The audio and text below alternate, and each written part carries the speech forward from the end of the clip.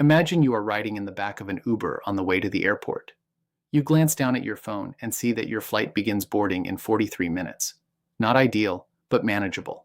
You have done this before. There is enough cushion. As your Uber merges onto the highway, however, you immediately notice something ahead.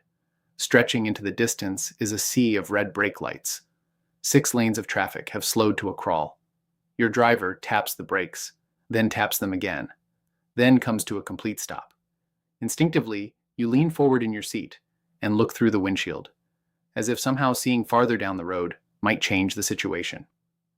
You open Google Maps, then check it again a minute later.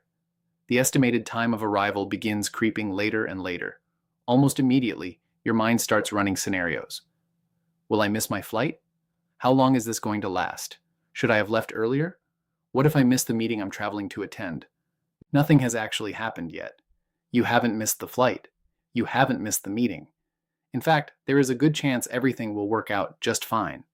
Yet the uncertainty of your situation consumes your attention. Most of us know exactly what that feels like. Now fast forward an hour. You made the flight.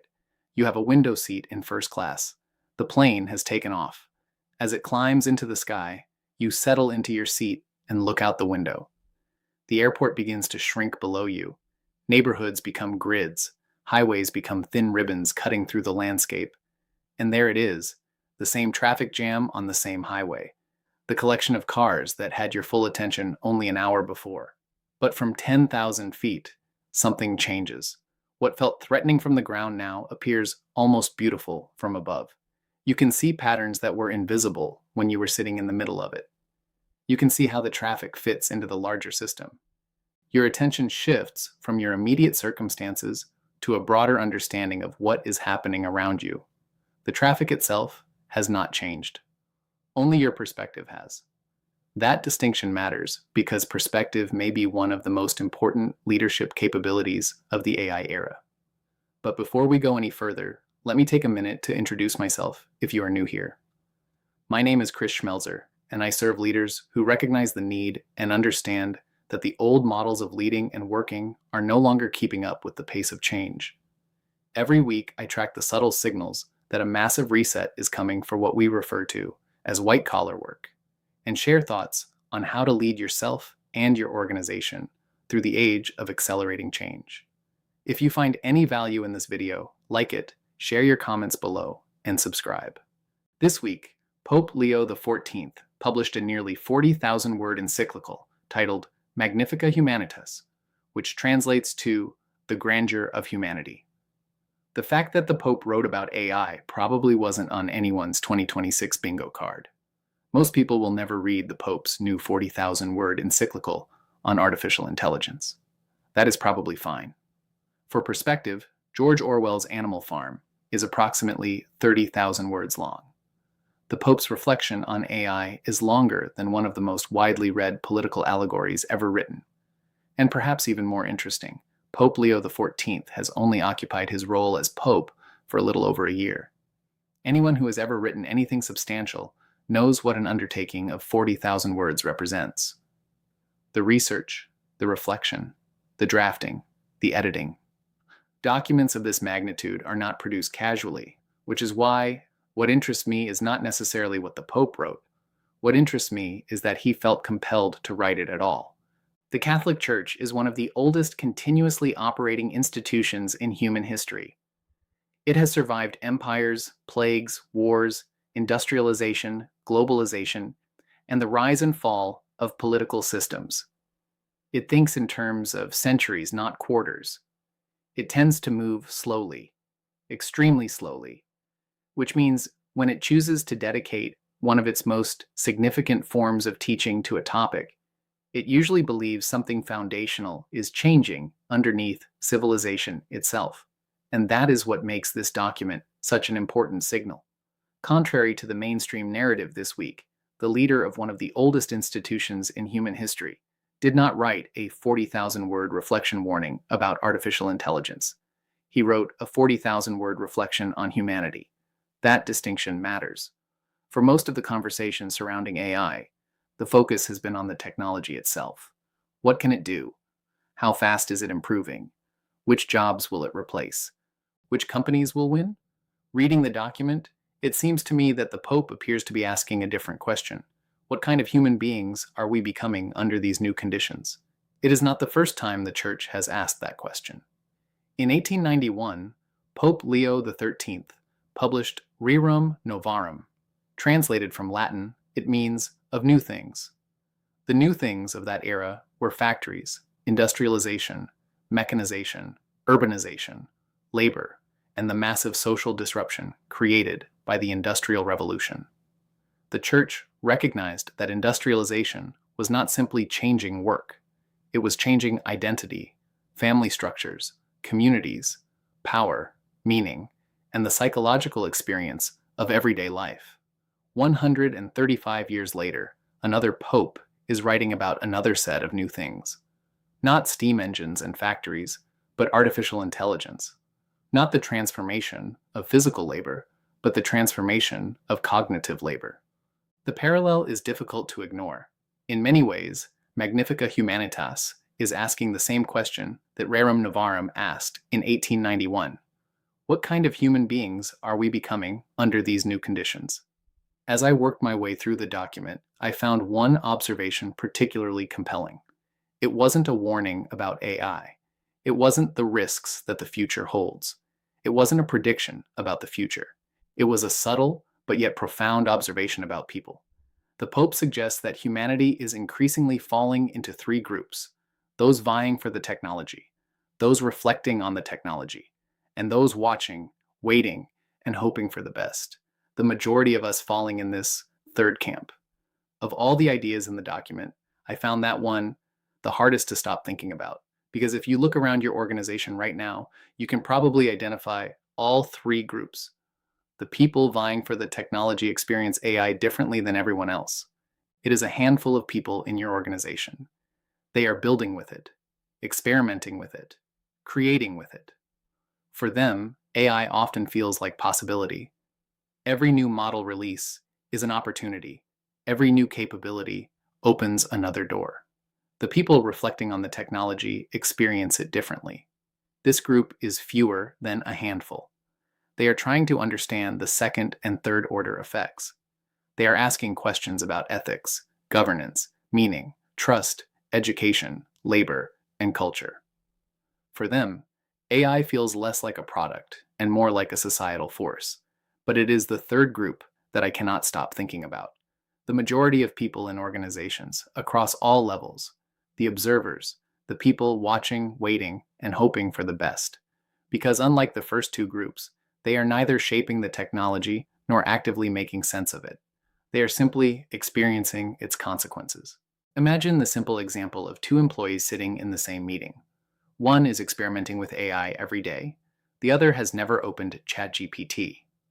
The executive announces a major AI initiative. They hear the same words, yet they experience entirely different realities. One hears, "Look at what we might be able to build." The other hears, "I wonder if my job is safe." One feels possibility, the other feels uncertainty. One feels agency, while the other feels exposed. The difference is not the announcement. The difference is the perspective from which it is being experienced. The experience reminds me of sitting in the back of that Uber. You can see that something important is happening in the sea of red brake lights in front of you. You scramble to make sense of the situation by peering forward as far as you can see. You know it will affect you, but you are not entirely sure how. You know the outcome matters, but you don't feel like you have much influence over where things go next.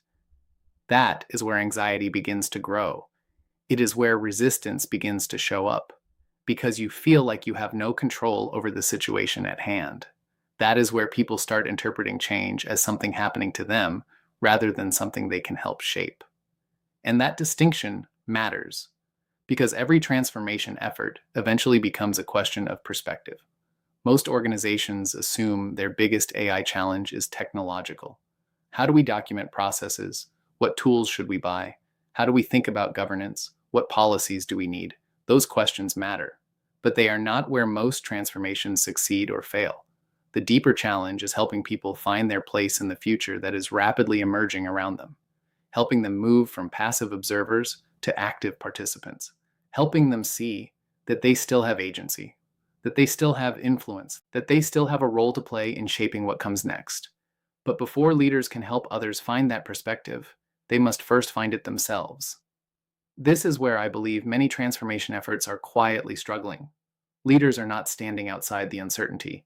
They are living inside it.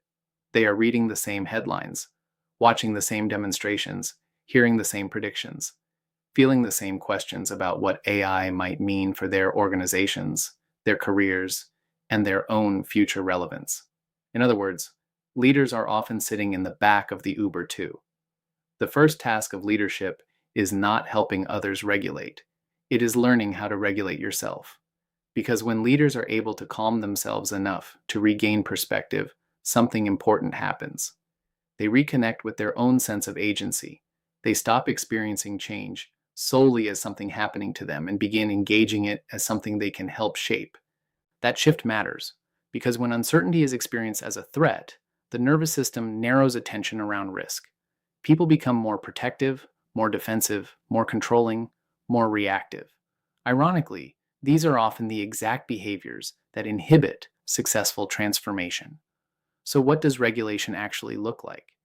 It is the ability to separate what is actually happening from what you fear might happen.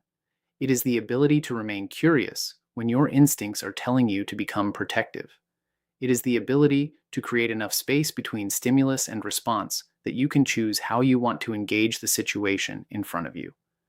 When leaders can do that, curiosity expands, creativity emerges, learning accelerates, the ability to imagine new possibilities increases.